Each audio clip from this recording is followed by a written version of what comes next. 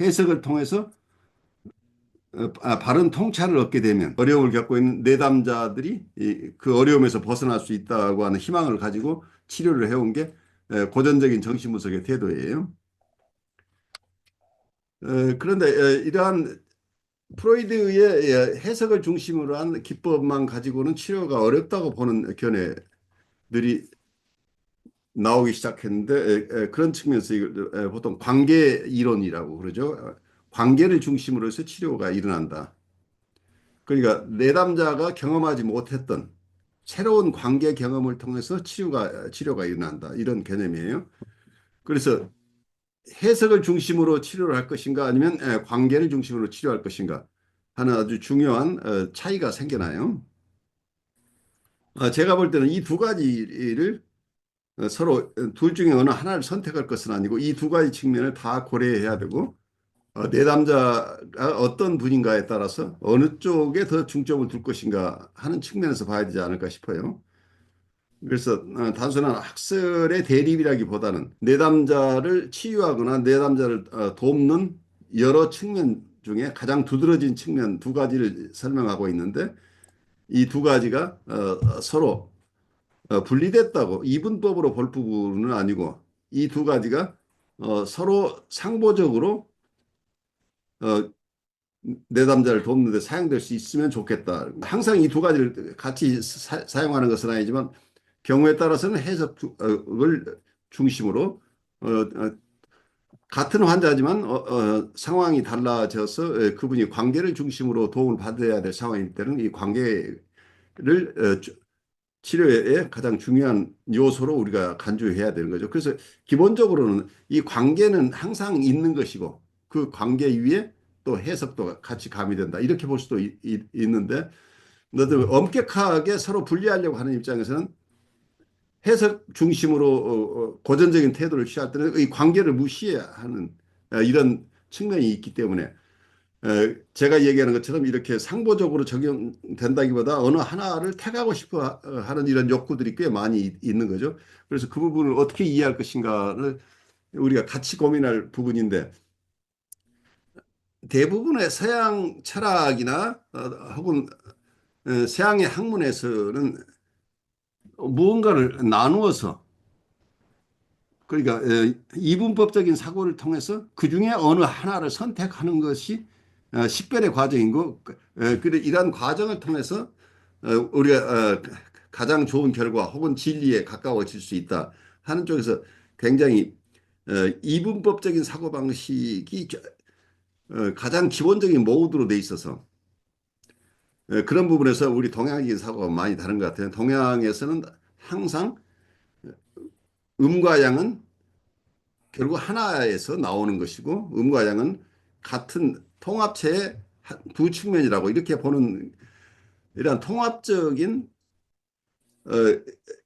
그런 관점이 동양 쪽에서 많이 발달했다고 한다면 서양 쪽에서는 이분법적인 사고가 발달한 거죠. 이분법적인 사고의 극치를 달하는 게 지금 현대에 와서 컴퓨터 공학이죠.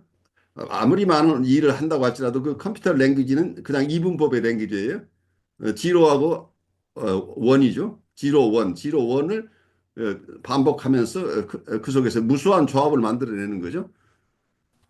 그래서 그 속에는 항상 이분법이 밑바닥에 깔려 있는데 동양 쪽에서는 그 이렇게 서로 다른 부분이 없다는 것은 아니지만 서로 다른 부분은 근원적으로 같은 근저에서 나오는 것이기 때문에 이걸 통합적으로 그래서 뭐볼 필요가 있다고 하는 부분이죠. 서로 다른 부분을 인정하지만 그 차이를 넘어서는 통합의 세계를 항상 염두에 두면서 사고가 진행된다고 하는 것. 그래서 서구적인 관점과 동양적인 관점을 우리가 어떻게 절충할 것인가. 근데 서양 사람들도 동양적인 이런 방식을 도입하려고 하는 많은 시도가 있어요. 그래서 어떤 정신분석의 세계 속에는 동서양의 만남이 이루어지고 있다고 보여요.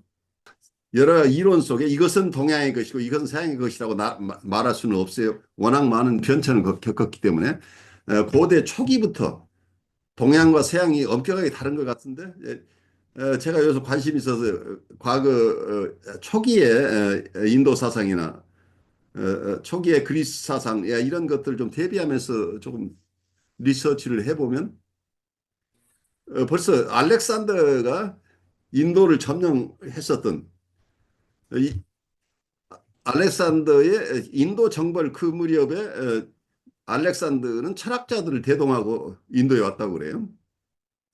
그래서 그 철학자들이 인도에 있었던 철학자들을 만나서 서로 교류를 했다는 얘기예요. 그건 마치 우리가 전쟁을 할 때 그냥 전쟁만 보는데 사실은 거기엔 사절단이 같이 끼어 있었다는 얘기죠. 말하자면 문화사절단이 같이 갔었다는 얘기.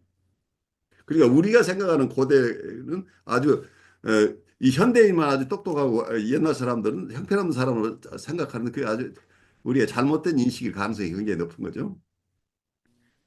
에, 우리 비근한 예로 우리가 일본하고 교류할 때 일본의 사신이 갈 때 일본의 사신과 함께 그때 저명한 유학자들이 사신이 되거나 혹은 사신의 수행원들이 다 그 당시에 쟁쟁한 유학자들이 같이 가서 일본을 지나면서 도처에서 조선 문화에 관심이 있는 많은 분들과 교류가 일어났다고 그러죠.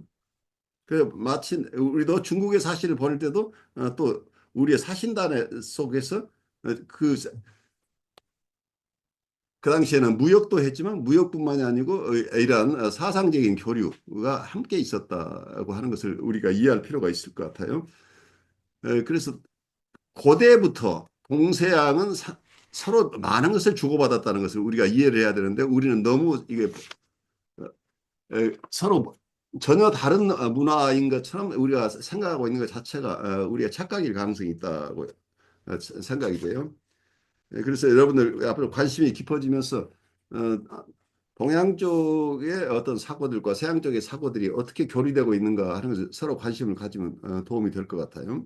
저는 미국의 뉴욕에서 혁신 라이프 코칭 연수원 이나버티브 코칭 센터를 운영하고 있으면서 서울에 있는 한국임상정신분석연구소의 공동소장으로 일하고 있는 신현근 정신분석학 박사입니다. 여러분 시청해 주셔서 감사합니다. 고맙습니다.